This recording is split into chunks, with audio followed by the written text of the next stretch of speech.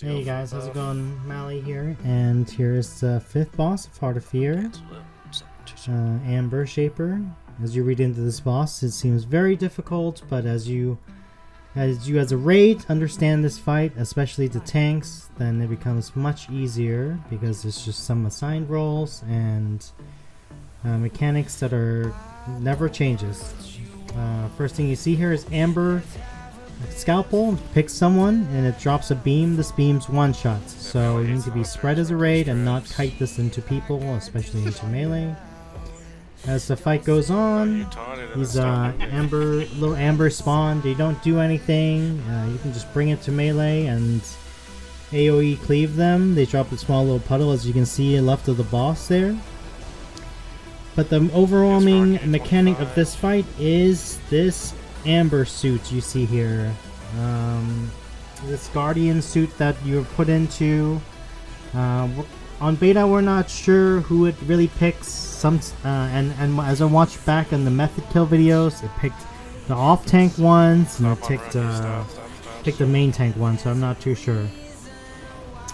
But this fight is all about that amber suit and keeping this buff onto the boss.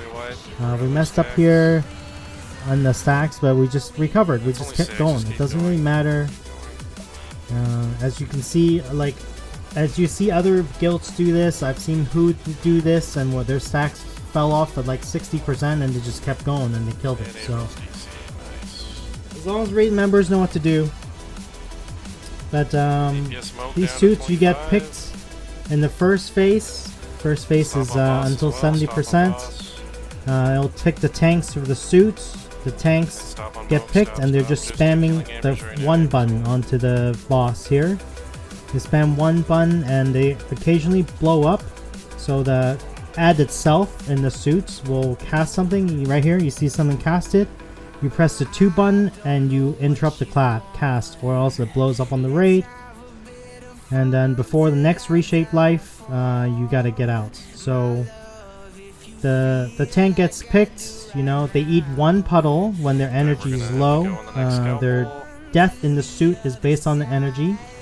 So as long as the energy doesn't reach 0, you won't die. So basically, you get in the suit, press 1 on the boss, and then when your energy gets to like 50, you eat 1 puddle, and then you just interrupt the cast. As we go here, this is the suit we're going to use to push into phase 2. So at 70%, he'll go into phase 2. We're waiting for the 4th scalpel because we need enough puddles on the ground for this suit to kind of continue staying alive in phase 2. So you see Rocky DK4 here is going to stay alive for the whole phase 2. So this is why it's a 3 tank fight, because one of the tanks will stay in the suit, 2 of the tanks will tank the Monstrosity and the boss. And here's phase 2. Monstrosity comes up and the boss will actually take 0 damage, 99% less damage taken. So everyone's focusing on the Monstrosity. And from now on, reshape lives will pick random people. So this is when your raid shines and not have to understand what the fuck to do. So as you see, we're gonna get the hunter earlier. That hunter needed to be DPS down to 20% so he can break out of the suit using the 4 button. So you'll see another reshape life in 3 seconds. And reshape life on Steel Monk. It's a healer. Healers can get picked.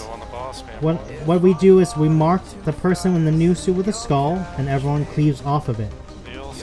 And that new person is just spamming 1 on the boss, while the tank takes care of interrupting the ad, as well as keeping stacks on the ad and the boss.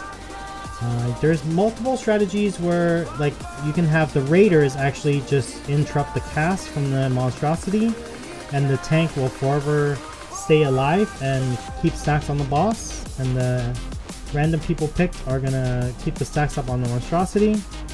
But on beta here, we had a rough time trusting some of the raiders, so we have Rocky here. Rocky himself did a really awesome job in keeping the stacks on both and kicking the Monstrosity. But I would say In a real life situation, it would be probably better for the picked people to kick the Monstrosity and keep the stacks up on the Monstrosity. As you see right there, one of these idiots blew up, so he didn't press 2. We took a lot of raid damage, we didn't wipe thankfully. And here's phase 3. I mean, during phase 2 there's just random knocks and stuff, you just deal with it, it's no problem. Phase 3, what happens is Rockies continue being in the suits and keeping stacks on the boss. Because the boss is taking 380% more damage with just less than killing. Here's another mechanic that's new in phase 3, it's called Amber Beacon. An orb that spawns, look at the top of your screen, and Amber spawns and follow someone. That someone basically can just never let that orb touch them, and you'll never wipe. Because the tank is taking so much damage, the boss is taking so much damage, you just burn the boss, these orbs do not have to be dealt with at all. Back in the day, I believe they just kite these orbs into each other, and then they cancel each other, but it doesn't really matter. People keep getting picked at Reshape Life, all they have to do is stack the shit on the boss and interrupt themselves. You can see the orbs, we only got 2 or 3 orbs, didn't matter. But the most important thing is the constructs being interrupted. That's the main thing you guys can have to deal with your guilds, is having people understand not to blow up. Anyway, have fun with this fight, and see you next time. You just let that yellow orb